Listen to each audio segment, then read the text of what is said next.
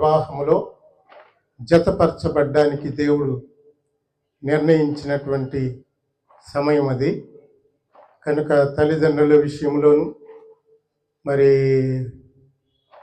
ఆ రక్త సంబంధాలు ప్రతి వారి విషయంలో దేవుడు చేసినటువంటి కార్యాన్ని బట్టి దేవుడు అనుగ్రహించిన ఈ సంతోషకరమైనటువంటి సందర్భంలో మరి దేవుడు నాకు అనుగ్రహించినటువంటి వాక్యం మరి మీ ముందు ఉంచాలని ఆశపడుతూ ఉన్నాను. అది ఇప్పుడు మన సేవకులు చదివి వినిపించినారు. మరొకసారి నేను ఆ మాటలు చదివి మీ మధ్య నేను వినిపిస్తాను. యోహాను సువార్త 15వ అధ్యాయము 7, 8, 9 వచనాలు. నా యందు మీరును మీ యందు నా మాటలను నిలిచి ఉండిన ఎడల మీకేది ఇష్టమో అడుగుడి, అది మీకు అనుగ్రహింపబడును. మీరు బహుగా ఫలించటం వలన నా తండ్రి మహిమపరచబడును. ఇందువలన మీరు నా శిష్యులగుదురు. తండ్రి నన్ను ఏలాగు ప్రేమించెనో నేనును మిమ్మను అలాగూ ప్రేమించితిని.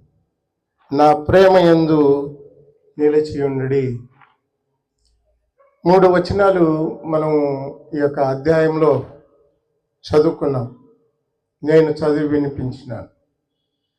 ఈ అధ్యాయంలో యేసుక్రీస్తు ప్రభువారు ఆయన ఈ భూమి మీద బ్రతికి ఉన్నప్పుడు ఆయన తెలియజేసినటువంటి మాటలు 15వ అధ్యాయం అంతా కూడా చాలా శ్రేష్టమైనటువంటి మాటలు మనం చూడగలం.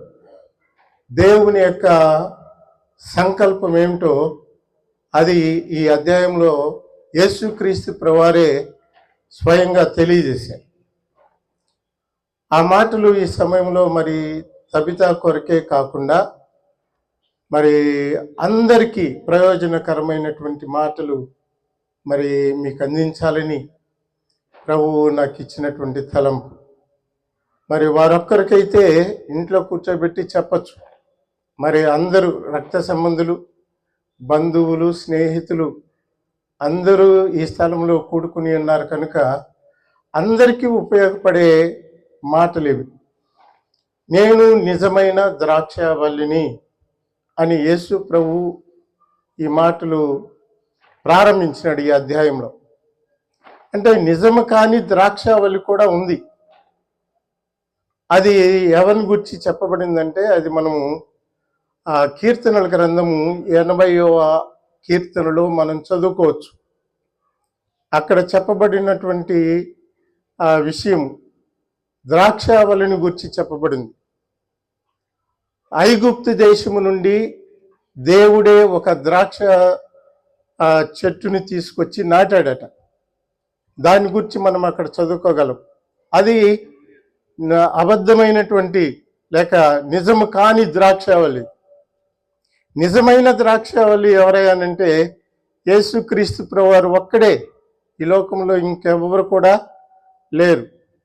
మనుషులలో కానీ మరి దేవదూతలలో కానీ ఎవరు కూడా ఈ లోకంలో లేరు. కానీ యేసుక్రీస్తు ప్రభువారు ఒక్కడే నిజమైనటువంటి ద్రాక్షావళి.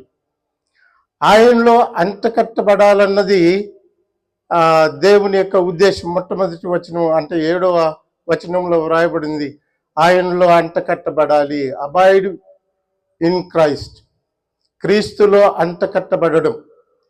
రెండవదిగా చూస్తే దేవుని యొక్క నిత్య సంకల్పం, మహిమపరచబడాలి. దేవుడు మహిమపరచబడాలి. లోకంలో మనుషులు కాదు కానీ దేవుడు మహిమపరచబడాలి. మూడవది మనం చూస్తే 9వ వచనంలో దేవుని ప్రేమలో నిలిచి ఉండాలి. ఈ 3 ఎప్పుడైతే ఒక వ్యక్తిలో మరి జరుగుతుందో అప్పుడు ఆ వ్యక్తి, ఆ కుటుంబము, ఆ వ్యవస్థ అన్నీ కూడా దేవునిలో నిండారులుగా దీవింపబడతాయి. మరి దీవింపబడాలంటే ఒక మనిషి లేక ఒక కుటుంబము, ఒక వ్యవస్థ ఆశీర్వదింపబడాలంటే ఈ 3 కార్యాలు వారి యొక్క జీవితంలో కలగాలి. అంటే క్రీస్తులో అంటకట్టబడి ఉండడం అంటే నిత్యము మనం చనిపోయేంత వరకు, మన అంతం వరకు క్రీస్తులో అంటకట్టబడి ఉండడం. అంటే కొన్నిసార్లు మనం ఏం చేస్తామంటే క్రీస్తుకు దూరం అయిపోయే పరిస్థితులు ఏర్పడుతూ ఉంటాయి.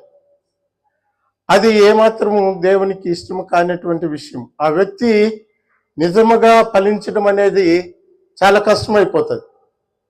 అయితే నిజముగా ఫలించాలంటే, మరి అభివృద్ధి పొందాలంటే ఆ క్రీస్తులో అంట కట్టబడి ఉండడం అది చాలా ప్రాముఖ్యమైనటువంటి విషయం. మన జీవితంలో మన జీవిత కాలం అంతా కూడా క్రీస్తులో అంట కట్టబడకపోతే నిజమైనటువంటి ఆశీర్వాదం మన జీవితంలో మనం పొందకలేము.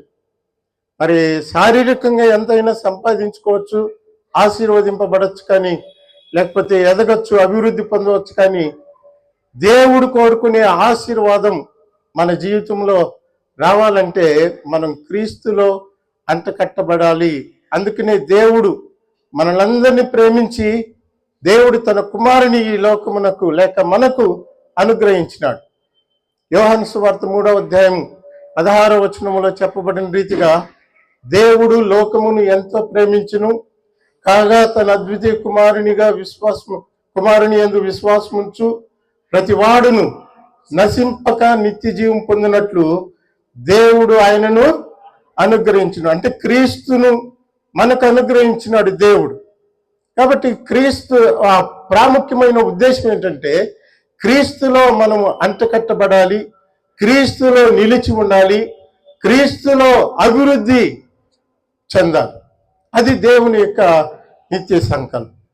రెండవది మనం చూసినట్లయితే ఇది చాలా ప్రాముఖ్యమైనటువంటి విషయం. దేవుడు మహిమపరచబడాలి అంటే మనమందరము ఫలించి అభివృద్ధి పొందడం వలన, మనమందరము ఫలించటం వలన దేవుడు మహిమపరచబడడు. ఆయన మహిమపరచబడాలంటే, దేవుడు మహిమపరచబడాలంటే మనం ఈ భూమి మీద అభివృద్ధి పొందాలి, విస్తరించాలి, ఫలించాలి. అదే ఆయన యొక్క అనాది సంకల్పం. ప్రారంభము నుండే దేవుడు భూమి ఆకాశములను సృజించిన తర్వాత 6వ దినమున దేవుడు నరుని చేశాడు. నరునితో కూడా స్త్రీని కూడా కలుగు చేశాడు. ఆయన చేసినటువంటి మొట్టమొదట ఆ పని ఏంటంటే, అంటే నరుని స్త్రీని సృష్టించిన తర్వాత దేవుడు చేసిన మొట్టమొదటి కార్యం ఏంటంటే వారిద్దరిని కూడా ఆశీర్వదించినాడు. అది దేవుని యొక్క సంకల్పం, దేవుని యొక్క ఆలోచన. మొట్టమొదటిగా ఈ భూమి మీద దేవుడు నరుని చేయడానికి కారణము నరుని ద్వారా దేవుడు మహిమపరచబడాలి. అదే ఆయనలో ఉన్నటువంటి ఆలోచన. కాబట్టి ఆయన మానవుని సృజించినప్పుడు ఆయన చెప్పిన మాట ఏంటంటే, మీరు ఈ భూమి మీద ఫలించి అభివృద్ధి పొంది విస్తరించి భూమిని నిండించండి అని చెప్పారు. అందుకనే యేసుక్రీస్తు ప్రభువు కూడా ఆయన ఆ దేవుని యొక్క తండ్రి యొక్క సంకల్పాన్ని తెలియజేస్తున్నాడు. ఆ 8వ వచనంలో మనం చూస్తే, మనము బహుగా ఫలించడం వలన, కొద్దిగా కాదు బహుగా ఫలించడం వలన, మరి కొంతవరకు కాదు, నిత్యము మన జీవిత కాలమంతా తన కాలమందు ఫలమిచ్చు చెట్టు వలె అని అంటాడు కీర్తనల గ్రంథం 1వ అధ్యాయంలో. తన కాలమందు అంటే మన జీవిత కాలమంతా కూడా ఫలించడం, అభివృద్ధి పొందడం దేవుని యొక్క సంకల్పం, దేవుని యొక్క ఉద్దేశం. అది దేవుడు మహిమపరచబడాలంటే మనము ఫలించాలి, అభివృద్ధి పొందాలి. ఈ మాటను ఈ దినాన మరి తబితకు మరి తనతో మరి పరిశుద్ధ వివాహంలో జతపరచబడబోవు ప్రశాంత్ కుమార్కి, వీరిద్దరికి ఈ మాట నేను వాగ్దానముగా దేవుని సన్నిధిలో యేసుక్రీస్తు ప్రభువారి యొక్క నామంలో మరి వారికి ఇస్తూ ఉన్నాను. దేవుడు వారిని ఆ రీతిగా బహుగా ఫలించడానికి దేవుడు సహాయం చేయను గాక. ప్రియులరా, దేవుడు మహిమపరచబడాలంటే ఆయన మనం ఫలించాలి. అయితే ఈ దినాలలో ఏం జరుగుతుందంటే ఆ దేవుడు కోరుకునే ఫలింపు లేదు. మనం కోరుకునే ఫలింపు ఉంది, కానీ మనం కోరుకునే ఆశీర్వాదాలు పొందుకుంటున్నాం, కానీ దేవుడు కోరుకునేటువంటి ఫలింపు, ఆశీర్వాదం, అభివృద్ధి అనేది కలగడం లేదు. కారణం ఏంటంటే దానికి అడ్డుపడే ఆ బలహీనత ఏంటంటే పాపము, అతిక్రమము. పాపము వేరు, అతిక్రమం వేరు. అతిక్రమం అంటే తెలిసి తెలిసి చేసే పాపం, చేసే తప్పు అతిక్రమం. అతిక్రమం వలన ఏం జరుగుతుందంటే దేవుడు కోరుకునే ఫలింపు మన జీవితంలో కలగడం లేదు. అందుకని దేవునికి రావాల్సిన మహిమ దేవునికి రావడం లేదు. దేవుని యొక్క సంకల్పం, యేసుక్రీస్తు ప్రభువారి యొక్క ఆలోచన, పరిశుద్ధాత్మ దేవుని యొక్క కార్యం ఏంటంటే దేవుని వాక్యంలో స్పష్టంగా మనం చూడగలం. మనం ఫలించి అభివృద్ధి పొంది దేవునికి మహిమను తీసుకురావాలన్నది దేవుని యొక్క ఉద్దేశం. అయితే దేవుని వాక్యంలో ఒక మాట రాయబడింది. అదేంటంటే దేవునికి మహిమ రాకుండా అడ్డుపడేది పాపమని మనకందరికీ తెలుసు. అందుకనే దేవుని వాక్యంలో ఏమని చెప్పబడిందంటే we are fall short of glory of God. దేవుని యొక్క మహిమలో నుండి పడిపోయినామంట పాపం వలన. అందుకని దేవుడు దేవునికి మహిమ రావడం లేదు. దేవుడు కోరుకునే ఆ ఫలింపు మనలో కోల్పోతూ ఉన్నాం. కనుక ప్రియులారా, దేవుడు ఆశించేది ఏంటంటే ఆయన ఈ భూమి మీద నరుని గాని స్త్రీని గాని సృష్టించినప్పుడు ఆయన వారిద్దరిని ఒక కుటుంబముగా నిర్మించినాడు. ఆ కుటుంబము మొట్టమొదటిగా దేవునికి మహిమకరంగా జీవించాలి. రెండవదిగా దేవుడు కోరుకునే ఫలింపు జీవితం కలిగి ఉండాలి. మూడవదిగా నిత్యము దేవునితో సహవాసం కలిగి ఉండాలి అన్నది దేవుని యొక్క ఉద్దేశం. నిత్యం ఆయనతో కూడా ఉండాలి. అందుకనే 9వ వచనంలో మనం చదువుకున్నాం, ప్రేమ యందు నిలిచియుండుడి అని ప్రభువే సెలవిస్తూ ఉన్నాడు. అంటే దేవుని ప్రేమ యందు నిలిచి ఉండాలి. ఇదినా మన యొక్క ప్రేమ ఎలా ఉందంటే ఏదైనా లాభం వస్తుందంటే వారితో కూడా ఎక్కువగా మనం సహవాసం చేస్తాం. లేదంటే తల్లిదండ్రులైనా మరి రక్త సంబంధులైన పరిస్థితులు ఎలా ఉన్నాయంటే కొద్ది కాలమే ఉంటుంది ఆ ప్రేమ. ఆ ప్రేమ మరి నిత్యము ఉండాలని ప్రభు కోరుతూ ఉన్నాడు. ఆ ప్రేమలో నిత్యము నిలిచి ఉండాలన్నది దేవుని యొక్క ఉద్దేశం. అందుకనే దేవుడు ఏం చేశాడంటే తన ప్రేమను వెల్లడపరచును అని దేవుని వాక్యంలో రోమపత్రిక 5వ అధ్యాయం 8వ వచనంలో మనం చూడగలం. దేవుడు ఏలైనగా దేవుడు మన ఎడల తన ప్రేమను వెల్లడపరిచిన హీ డిమాన్స్ట్రేటెడ్ హిస్ లవ్. కారణం ఏంటంటే ఆయన ప్రేమలో నిలిచి ఉండాలని. ఆయన ప్రేమలో నిలిచి ఉంటే జరిగే కార్యం ఏంటంటే మొట్టమొదటిగా కుటుంబంలో ఎలాంటి విభేదాలు రావు, చోటు చేసుకోవు. ఆయన ప్రేమలో నిలిచి ఉంటే ఎప్పుడు కూడా ప్రేమలో తగ్గిపోకుండా ఎల్లప్పుడూ అన్ని సమయాలలో అన్ని వేళలా ప్రేమించే మనసు మనకు వస్తుంది. ఇదేనా ఆ మనసు చాలా మందికి ఉండదు. ఎందుకంటే నిత్యము చివరి వరకు ప్రేమించడం అనేది జరగదు. కారణం ఏంటంటే వారి జీవితాలలో పరిశుద్ధాత్మక అవకాశం లేదు. పరిశుద్ధాత్మక అవకాశం లేకుండా జీవించడం వలన దేవుని ప్రేమలో నిలిచి ఉండడం అనేది జరగదు.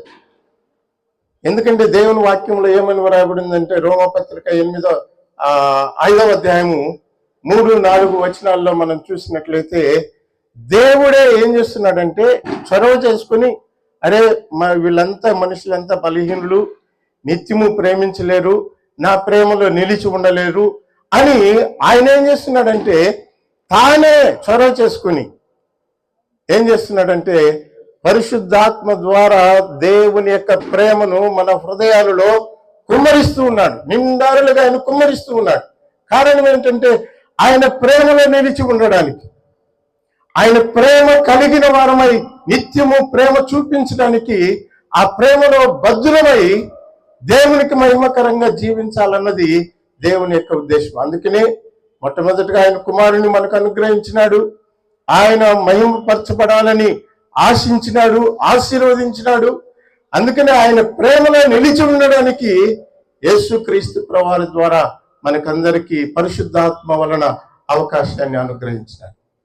కనుక ప్రియులరా, దేవుని సన్నిధిలో మనం మొట్టమొదటిగా గ్రహించాల్సిన విషయం ఏంటంటే నేను క్రీస్తులో అంటకట్టబడి ఉన్నానా లేదా అనేది మనం గుర్తించాలి. రెండవది, దేవునికి మహిమకరంగా జీవిస్తున్నానా లేదా అనేది మనం పరీక్షించుకోవాలి. దేవునికి మహిమకరంగా మనం జీవించాలి, అది దేవుని యొక్క ఉద్దేశం. ఆ రీతిగా ఇక్కడ చేరున్న ప్రతి ఒక్కరిని దేవుడు ఆశీర్వదించి నిండారులుగా దీవించి మరి దేవునికి మహిమకరంగా జీవించడానికి దేవుడే మనకందరికీ సహాయం చేసి ఆయన ప్రేమలో నిలిచి ఉండడానికి దేవుడే మనకు మరి నిత్యము సహాయము చేయునుగాక. ఈ తబితను, ప్రశాంత్ కుమార్ని దేవుడు నిండారులుగా ఆ రీతిగా దీవించాలని ఇక్కడ చేరున్న ప్రతి ఒక్కరిని కూడా దేవునికి మహిమకరంగా, దేవునికి ఇష్టానుసారమైనటువంటి జీవితాన్ని కలిగి ఉండాలన్నది మరి దేవుని యొక్క ఉద్దేశమై ఉంటుంది. ఆ రీతిగా దేవుడు మనల్ని నడిపించును గాక. Thank you uncle. దేవుడు నామం మహిమపరచబడును గాక. ఈ యొక్క సమయంలో మెట్టు వేసేటువంటి కార్యక్రమం ఉన్నది. ఎవరైతే దాన్ని చేయాలనుకుంటున్నారో వారి ముందుకు రావాల్సిందిగా ప్రభు పేరట కోరుచున్నాను.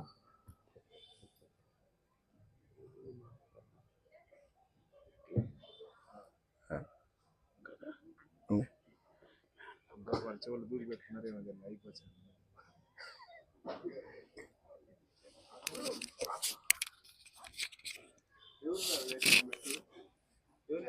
చెప్పారు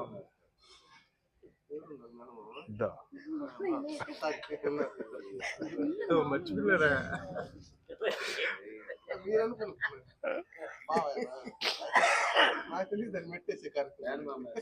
ఇప్పుడే ఫోన్ చేసి చెప్పారు, అందుకని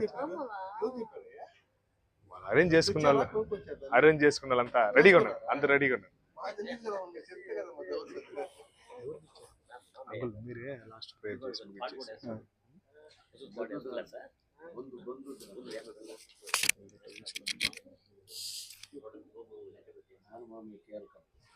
ఓపెన్ చేద్దాం సురేష్, ప్రార్థన చేసి క్లోజ్ చేసేస్తాం, తర్వాత మెట్లు కార్యక్రమం చేసుకుంటాం అంతే.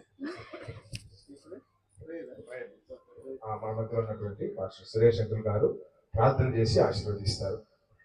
కొద్ది నిమిషాలు ఆగండి, ప్రార్థన చేసుకుందాం. ప్రార్థన చేసుకొని ముగించుకున్న తర్వాత మిగతా కార్యక్రమాలు మరి జరిగిస్తారు. ప్రార్థన చేసుకుందాం. ప్రేమ నమ్మకమైన మా తండ్రి, ప్రభువా, ఈ రాత్రి ఈ పాస్ సన్నిధిలో మరోసారి ప్రార్థించడానికి ఇచ్చిన కృపకి నీకు వందనాలు, స్తుతులు చెల్లిస్తూ ఉన్నాను. ప్రభువా, మీరు మాకు అనుగ్రహించిన వాక్యమును బట్టి మీకు వందనాలు. ఆయన వాక్యము నాయన ప్రతి వాని యొక్క జీవితాలలో ఫలించుటకు సహాయం చేయండి. ప్రభువా, మీరు ఇచ్చిన వాగ్దానం నాయన తబిత, ప్రశాంత్ వారి యొక్క కుటుంబంలో మరి జతపరచబడి ఆయన కుటుంబముగా ఈ భూమి మీద నిర్మించబడబోతున్నటువంటి నీ బిడ్డలను నిండారులుగా దీవించండి. ఇక్కడ చేరున్న వారిని కూడా మీరు ఆశీర్వదించండి. మీ కృపలో ప్రతి ఒక్కరిని మీరు జ్ఞాపకం చేసుకోండి. పాటలు పాడిన వారిని, అయా నీ సన్నిధిలో వాద్యములు వాయించిన వారిని నాయన ప్రతి ఒక్కరిని మీ చేతులకు అప్పగిస్తున్నాను. నాయన ఆశీర్వదించి నిండారులుగా నీ బిడ్డలను మీ కృపలో నాయన ఫలింప చేయమని వేడుకుంటూ ఇచ్చిన సమయాన్ని బట్టి మీకు స్తుతులు చెల్లిస్తూ యేసు క్రీస్తు నామంలో ప్రార్థించి వేడుకుంటూ ఉన్నాను తండ్రి, ఆమేన్.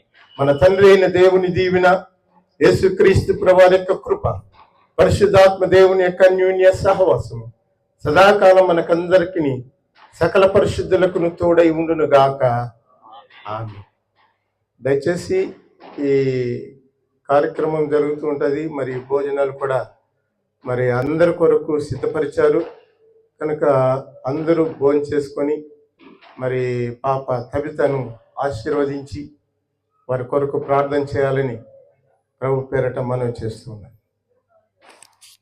Thank you. అలాగే అందరికి వందనాలు. మన ఆహారం కొరకు ఒక్క నిమిషం మనం ప్రార్థన చేసుకున్నాము. ఆ ఆహారం ఇక్కడ నుంచి అందరూ పరిశుద్ధుడా తండ్రి, ఆహారాన్ని మీరు దీవించండి, పరిశుద్ధపరచండి, తీసుకున్న వారికి శక్తిని దయచేయండి. ఈ నామ మహిమార్థమే అందరికి అది సరిపోయినట్టు మీ కృప చూపించవలసిన ప్రార్థన చేస్తూ ఈ కార్యక్రమాన్ని మీరు జరించినందుకే నీకే వందనాలు చెల్లిస్తూ యేసు క్రీస్తు పరిశుద్ధ నామమున వేడుకొనిచున్నాము తండ్రి, ఆమేన్. దయచేసి మీరు వరుసలో భోంచేయవలసిందిగా ప్రభు పేరట మిమ్మల్ని కోరుతున్నాం. ఈ కార్యక్రమం ముందు కార్యక్రమం కూడా రావాల్సిందిగా ప్రభు పేరట మిమ్మల్ని కోరుతున్నాం. వచ్చేసారు, ఆల్రెడీ ఉన్నారు. అనౌన్స్మెంట్ చేసినప్పుడు వచ్చే